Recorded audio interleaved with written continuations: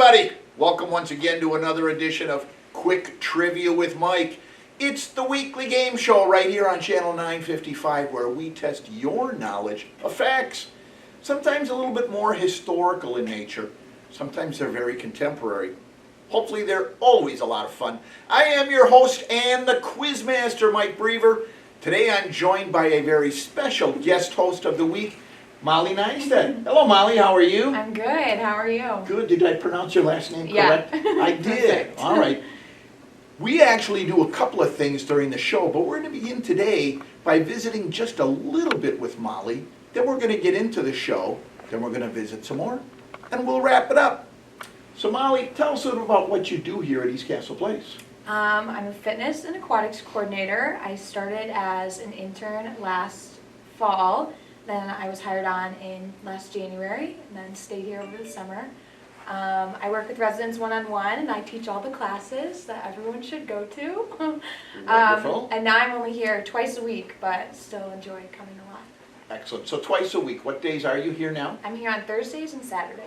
So if someone has worked with you in the past and they really like the rapport and the exercises and activities you engage them in, how would they sign up for your classes now on Thursday and Saturday? The classes, you can come at any time. They're at 10:30 every day. If you want to work one-on-one, just talk to Willie about it. I'm sure you could move some stuff around. Okay. And Saturday, how busy is that day for you? Very not busy at all. It isn't. So you'd I be got looking so much for more time. people. Yes. You know, I'm sure what Very the problem bored. is, most of you out there are like me. Saturdays are my day to sleep in. Yeah. You know, so maybe that's it. Yeah. Yeah. It's a Although little next busy. weekend, I'm the DOC. So I'll stop down and I'll see you on Yes, Saturday. We'll yeah. see how things are going. Yeah, perfect. Now, actually, you are with us today because, Molly, you participated in a program of the Treasure Chest recently, right? What was that? It was a scholarship opportunity that I learned about at the staff meeting. It was just like a short application process and an essay, just for a scholarship to help with not just tuition and stuff, but anything school-related that needed assistance with. And so you won a scholarship, I presume. Yes. How much was the scholarship that you got? $1,200. And is that a significant amount of money in your fiscal ongoings? Definitely a significant amount to see in front of Well, me. good. Where are you going to school, Molly? I go to Marquette University. Great. We'll learn a little bit more about you in the second half, but let's take a look at some of the questions and answers from last week's show first, shall we? Molly, one of the new things that we do here on the show is we highlight people's birthdays. Oh, fun. And for the coming week, we have one. Beverly Blake. She lives over in the historic. Beverly, on September 28th, will be celebrating the 61st anniversary of her 29th birthday. Quite a notable achievement, don't you think? Yes. Just a lovely person. If you see Beverly on her birthday or on her birthday week, take the time to say hello, wish her birthday greetings. I know it will be well received, right? Yes. Do you ever do anything special down in the exercise room when you find out it's someone's birthday? I just try to recognize that it's happening or go up to their room if they don't usually come down on that day. Okay, all right. So are you aware of birthdays? Yeah, I try to you look are? at the calendar by the Excellent. staff check-in or whatever. So if you want special recognition on your birthday, sign up for Molly's class. She'll show you all the wonderful things about staying healthy and greet you especially on your birthday. Molly, we do 3 questions every week. We begin the show by giving you the 3 answers from last week. The one who gets the most answers correct gets their picture on Channel 955 all week long. So let's take a look at last week's questions, shall we? We talked a little bit about trench warfare.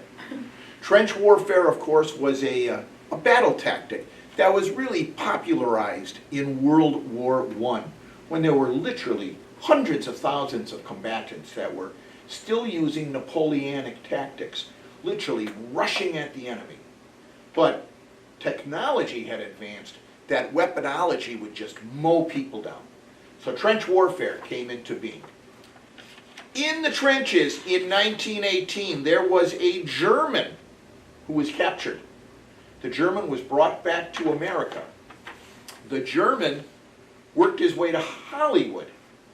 Ultimately, the German starred in 27 Hollywood films, and in 1926 was named Performer of the Year. Our question was, who was that German who worked his way to Hollywood? Oh, am I guessing? Yeah. Do you have any idea? No. Okay. No, I don't even know actors now. Kind of a trick question. And you're probably a little bit too young for this, but when I was growing up, this actor was still on TV. Oh, okay. Have you ever heard of a dog named Rin Tin Tin? I bet you folks have. Rin Tin Tin is the answer.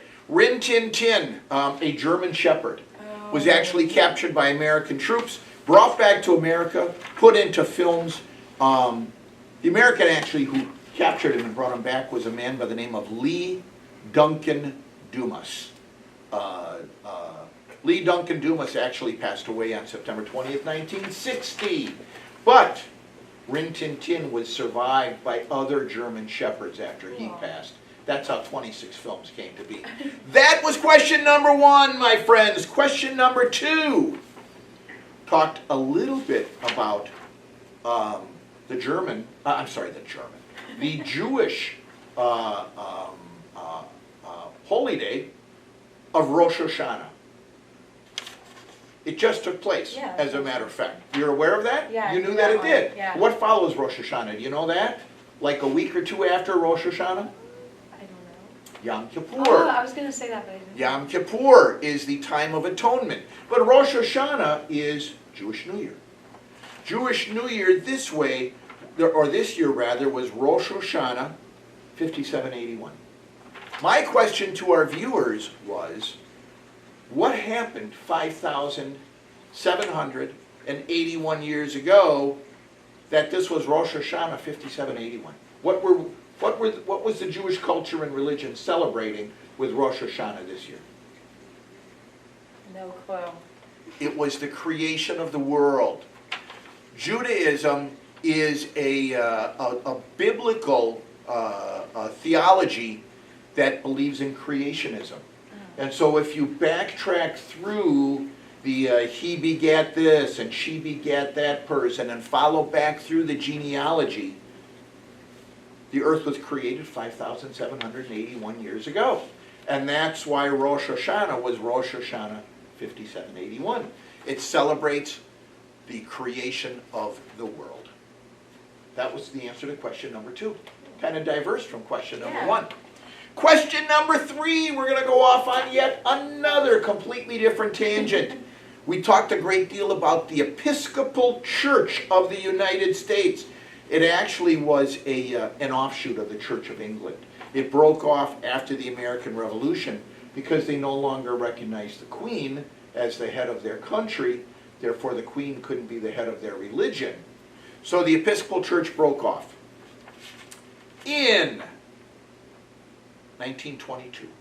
In fact, on September 12th, 1922, the United States Episcopal Church did something to the wedding ceremony that changed the ceremony for all time.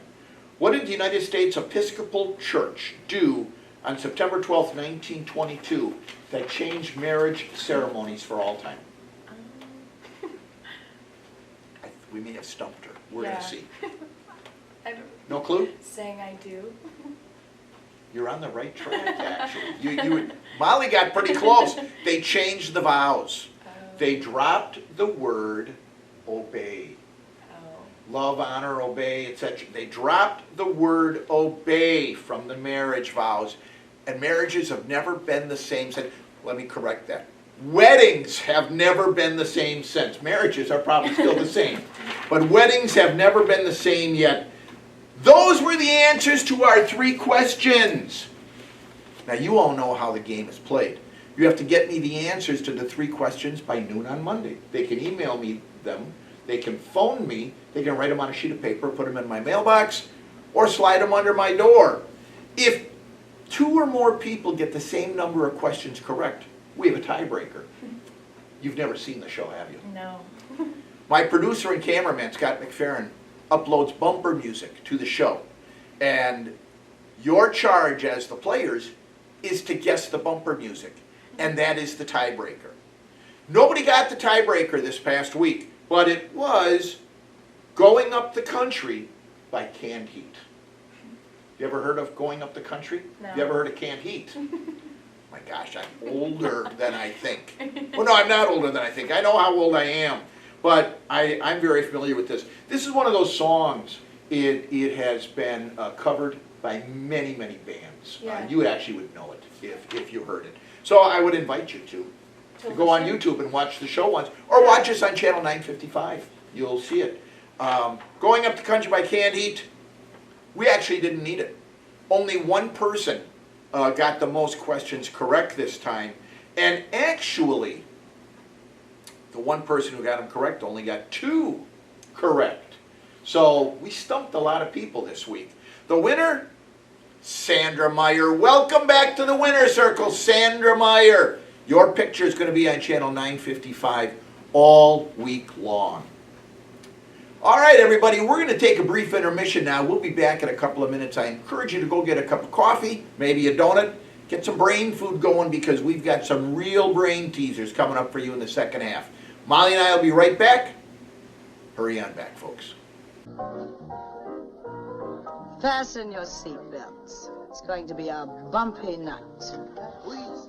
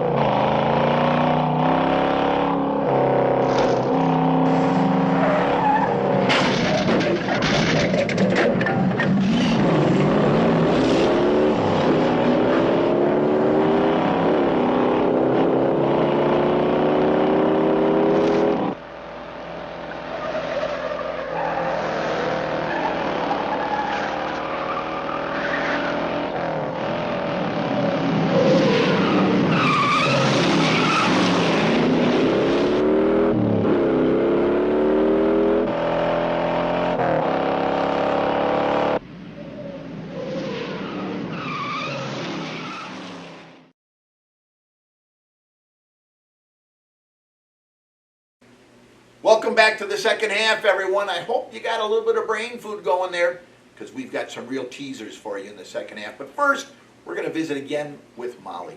Molly, you told us you're going to Marquette University, right? Yes. How far along are you in your studies? I'm a senior this year So you'll be graduating when? in May 2022 2022, and you will have a degree in. of my bachelor's in exercise physiology. And what do you hope to do with that when you start looking for a job next June? Yeah, I actually won't be looking for a job. You won't, okay. I'm in the process of applying for graduate schools right now Wonderful.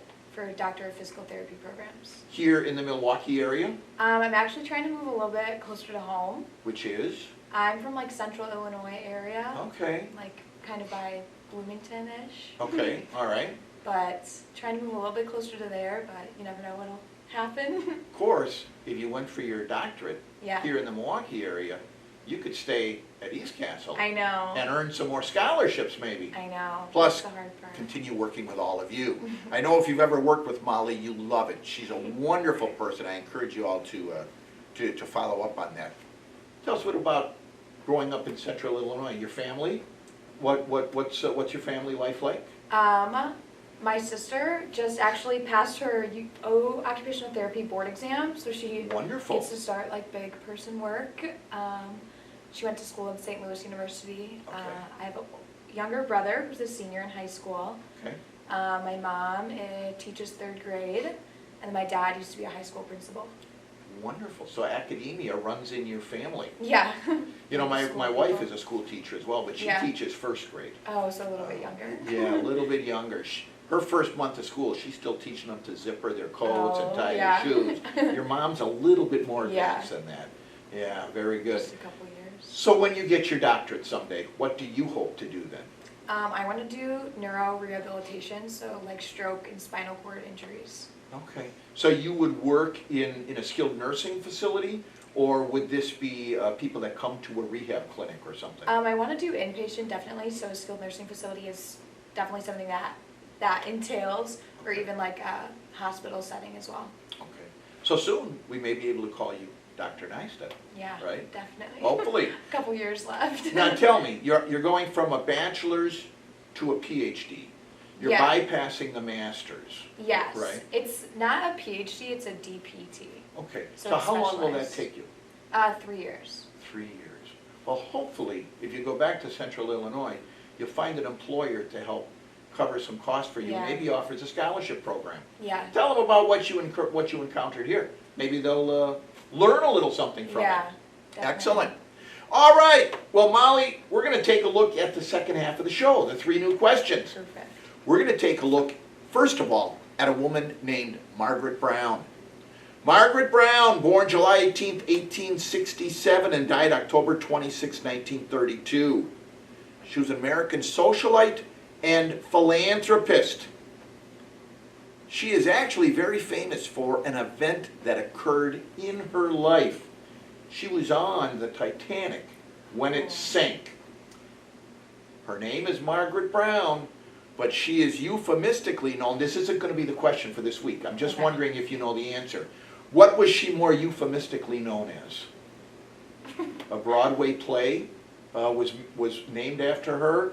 A movie starring Debbie Reynolds playing her. What was her name? Margaret Brown. I don't think my guess is right. The unsinkable Molly Brown. Oh, no, I wasn't going to say that. Have you ever heard of Molly Brown? Yeah, I have. I've actually seen her house. Her house is actually in Denver. Yeah, I encourage you, if you're ever in Denver, stop and see it. During her lifetime, her friends called her Maggie. But even by her death, obituaries referred to her as the unsinkable Molly Brown. Molly Brown actually survived the Titanic because she was a first-class passenger. You know of the people who perished. Most of them were in steerage, which were the lower income people, or the crew. First-class passengers, by and large, except, of course, for the men. This was a women and children first type situation. Even the men in first class perished. At any rate, Molly Brown survived the sinking of the Titanic in April of 1912 and became well known as the unsinkable Molly Brown. That truly, though, is a misnomer. There is another person who could more accurately be called the unsinkable. That was a young woman by the name of Violet Jessup, who also was on the Titanic. Violet Jessup. Why would it be more appropriate to call Violet the unsinkable Violet Jessup? That, my friends, is question number one. Why would it be more appropriate to call Violet Jessup the unsinkable Violet Jessup rather than Molly Brown? Question number one. Question number two. We're going to go back a little bit into rock history. Have you ever heard of The Who? I No? feel like I have. I'm just nervous. You know some of their songs. Yeah. Bob O'Reilly, have you ever heard of that? No. The Who? Okay, all right. Have you ever heard of the Mamas and the Papas? Have you ever heard of a singer named Roger Daltrey? No. You ever heard of a rock opera called Tommy? Boy, I'm really dating myself here. At any rate, The Who are an English rock band formed in London in 1964. Their classic lineup consisted of Roger Daltrey, Pete Townsend, John Entwistle, and Keith Moon. They're considered one of the most influential rock bands of the 20th century, largely because they were formed and were recording when rock was really grabbing hold of the imagination of the music industry. They've sold over 100 million records worldwide. Really, with their rock opera, Tommy, they really changed people's perception of rock music, and it became part of classical music at that time because of that. Prior to that, rock music was really pronounced by AM radio. AM radio, by its format, required 3-minute songs, 3.5-minute songs, you know, and not much meaning or anything like that. The rock opera Tommy was, you know, an hour long, and it changed the way people view music. There was the drummer of the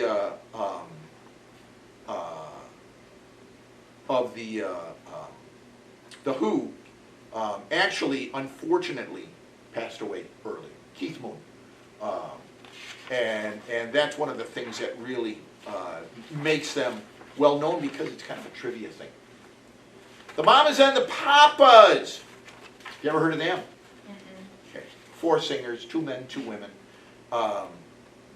They're an American folk rock vocal group formed in Los Angeles, California, which recorded and performed from 1965 to 1968. So very short-lived.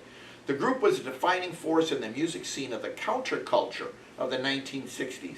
They were always seen wearing paisley and flowered print type things. Really wonderful music. John Phillips, Cass Elliot, Michelle Phillips, and Denny Doherty.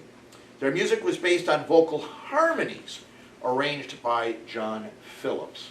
The Mamas and the Papas only released 5 studio albums, 17 singles over their 4 years, 6 of which made the Billboard Top 10. So in their heyday, they really were a very successful group.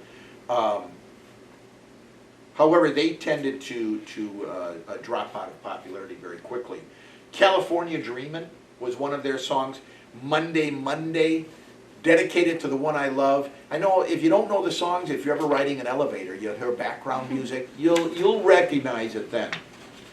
We're talking about the Who and the Mamas and the Papas, 2 completely distinct music groups with different music styles and formats. But there is a macabre incident that happened at Flat 12, 9 Curzon Place that ties the 2 of those groups together in dark history forever. What happened at a flat 12, 9 Curzon Place in London, England, that ties the Mamas and the Papas and the Who together, not just in rock history, but in rock history, but in history itself for all time. Very macabre thing. One of those things that when you hear it, you go, doo doo doo doo doo doo doo doo. So, there you have it. That is question number 2. Question number 3. It's now football season. We're going to talk a little bit about the Green Bay Packers. The Green Bay Packers, of course, Wisconsin's professional football team based in Green Bay, Wisconsin. Green Bay is the smallest town in America that hosts a professional franchise from any sport. Kind of a unique thing, of course. Profit sharing is the reason for that from the National Football League. They play in the North Division. It's the 3rd oldest franchise in the NFL, and it hosts some of the oldest rivalries in the NFL. Their rivalry with the Chicago Bears, the Detroit Lions, just remarkable how competitive they've been over the years. There was a time only like 5 years ago when the Bears and the Packers had won exactly the same amount of games over their 100-year history. Just remarkable. The Packers are, of course, the last of the small-town teams. When the NFL was formed, many small Midwestern towns hosted football franchises. The Packers, however, are the most notable of all. They've won 13 league championships. The only team to ever win 3 in a row, and they did it twice. They did it in the 1930s, and then they did it during the Lombardi era in the 1960s. In addition to the 13 league championships that they've won, they've also won 4 Super Bowls, which is really kind of notable. They actually won the first 2 Super Bowls, played in 1966 and 1967. Our vision of football really has been crafted by the Green Bay Packers over the last 100 years. My question to you regarding this is more generic to football itself. On September 5th, 1906, in a game between St. Louis University, you said your sister went to St. Louis? See how we worked that in there? In a football game on September 5th, 1906, between St. Louis University and Carroll College. Now, in fairness, I don't know if that's the Carroll College in Waukesha. It might be, but I'm not certain. But St. Louis, we know that's the one from Missouri. Something happened in a football game on September 5th, 1906 that changed the way football is played forever.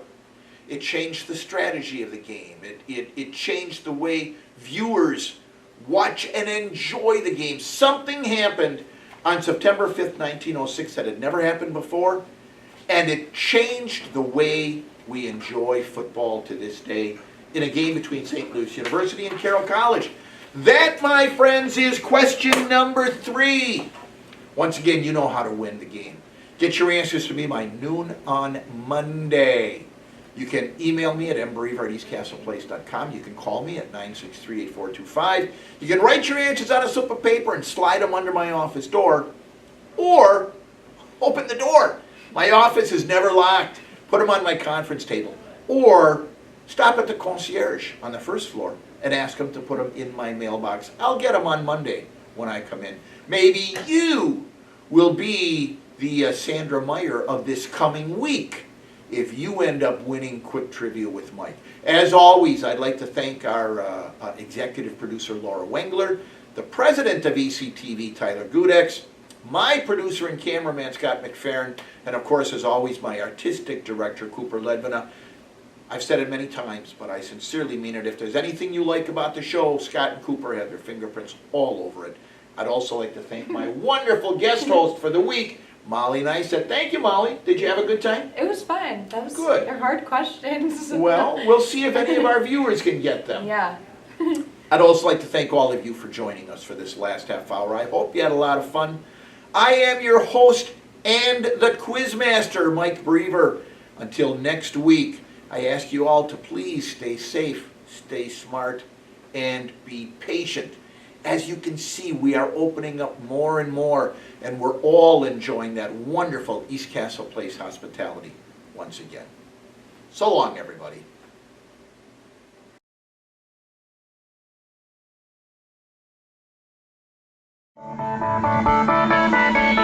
Bye.